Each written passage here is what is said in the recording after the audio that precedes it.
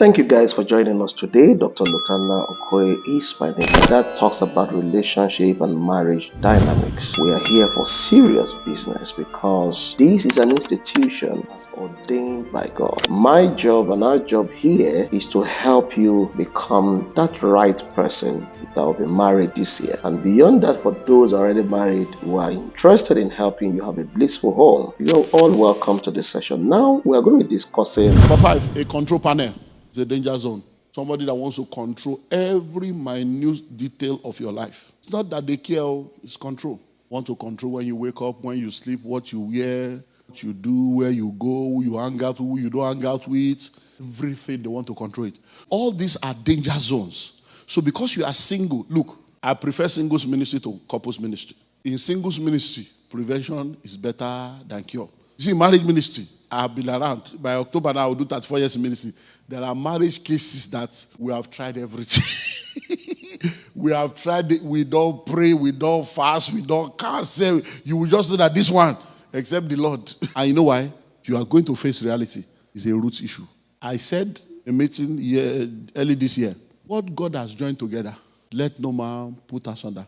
The one that God didn't join together, the one that joined themselves together, that God doesn't have hand in it. Many times, some people should not have even married at all. They should have been friends. Just last week, even though that one is filled with a lot of drama, they are not Christians. A friendship of 20 years, they married. 2 months later, the relationship broke. For 20 years, they were friends. But 2 years later, they now got married. 2 months after marriage, the girl now wants to jump into the lagoon, wants to kill herself. But question, should those people marry? No. Many times, you are supposed to be friends with people. You end up marrying them. So, for single people, listen to all this. Because for a married person, if they are listening to me, you know this. If they are listening to me now, they have already entered. There is no way out. You have to now begin to look for how to solve it inside. Because let me tell you something. I say this in my church every time. Every time you come to church, you see everybody looking normal. They are not normal. I can tell you for free. I've been around. If you know the stories that sit on the pew, everybody come to church looking normal. They are not normal. It is the person that is married to them that knows. Pastors, lawyers, and doctors. What we know, only few people know. There are women that when they are greeting me in church like that, I'm like, Jesus Christ. If only they know this woman. Your husband does not even need kneeling that. Just respect the man. You won't have problem. But they are good in church. But when they get home, they are terrible. If you know what women are going through and men are going through marriage, you fear will catch you. You that are not married, now. Don't let anybody deceive you. It's going to change. Shh. You are not God. You cannot change anybody. Any full-grown human being that has entered church 1 year, 2 years, 3 years, 4 years, 5 years, you now met them. They have these issues.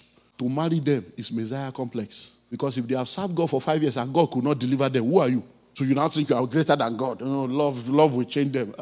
I can tell you stories of people that will plan until they enter and then they will show you skill. Control panel is a danger zone. When you see people that are always controlling, wanting to control everything, either their way or the highway, better don't marry. A stingy person is a danger zone. Generosity is a spirit, it's not cash. When someone is generous, even if they don't have money, you can see that they are generous.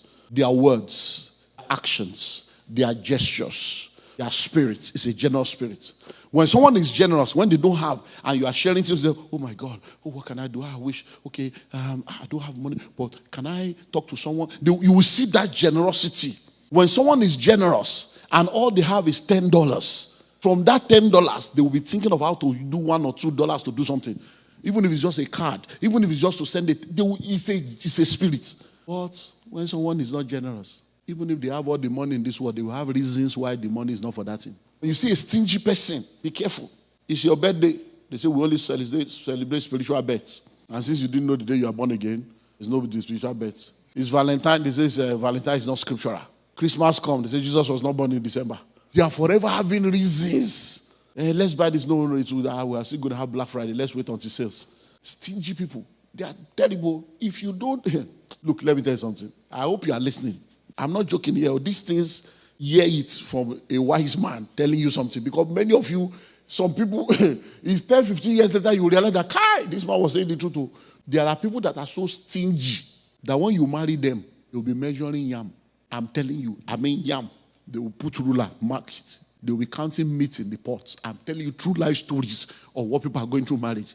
Measuring wine. That, okay, we drank the juice. It looks like a movie, right? These are realities. Measuring yam, as in you carry yam, tuber of yam, and then you measure. This is what we are eating now. Then you, who touched this yam? Soup, we say, how can they soup finish? There are 27 meats there. We took 4 yesterday. We took two days ago. They will be counting meat. Like you make true life stories of what people are going through. Stingy people. You don't know the worst things about these stingy people. They are good to everybody outside except their family. Now, when you finally tell people they are stingy, nobody will believe because they are good everywhere. So these are the things you watch before you enter. Anybody with a questionable trait, give it a second look. Say, sir, what do you mean by questionable trait? Anything you see, hear, experience, or feel in a relationship with somebody else that makes your heart to have question, that's a questionable trait. Anything you see, you feel, you hear that makes your heart. So even if there may be no reason. You are talking to someone and you just feel that something is wrong. Don't wave it away. It's prophetical. Be conscious of your prophetic move. Don't wave it away. Just question that thing. Go deeper. Anything you hear, don't say it's not possible. Tell them, oh, sorry, thank you very much. Don't join the crowd. But after they have gone, ask yourself, this thing they are saying, let me find out, is it true or not? Because there are many people that people have spoken to that they never took it serious. No, it's not possible. You're just a hater. You're just a hater. You're just a hater. Okay. Then 4 years later, you realize that what they told you, God has sent an angel to warn you in advance. So any questionable traits, when you get close to someone, you smell something that look like marijuana, don't assume it's a perfume. Don't just, so go straight to, what's happening? What perfume? So don't call him and say, what perfume did he use? Where are you coming from? That these days is a smell of marijuana. You have to be careful of the perfume you are using. Don't judge them for marijuana. When you now say perfume, watch their reaction. Because people have married drug addicts that they will now quickly use perfume to cover the smell. You know, look, all manner of things. Any questionable traits. You are in a relationship with someone, every public holiday, they are not around. Once there's public holiday, they disappear. It's questionable. Because public holiday is where you should be around for us to see. But if somebody is disappearing every public holiday, they probably have a family somewhere that they are going to meet, and you are a side chick. There are people that have thought they were in a relationship only to discover that they were a side chick. The man has a real family somewhere. It's because you are not careful. You go into a man's house, and you get there, he's a man, or he's not a chef, he's not a cook, he doesn't work in hospitality. Then you enter into his house, and you enter the kitchen, and you see apron, set of knives, set of plates, grater, orange squeezer, egg slicer.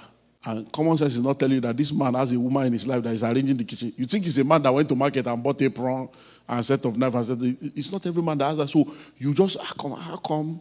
When you enter a man's house and everywhere in the room, you look at this place now. Imagine that there are nails on the wall and there's no frame on the nail. Nails are supposed to be holding something, right? So if you see nail without frame, are you not supposed to think, does it come, why is there a nail here? But because you are so full of love, you are not thinking. Many times they remove all the frames so that when you go, they replace it with their family frame. Be careful.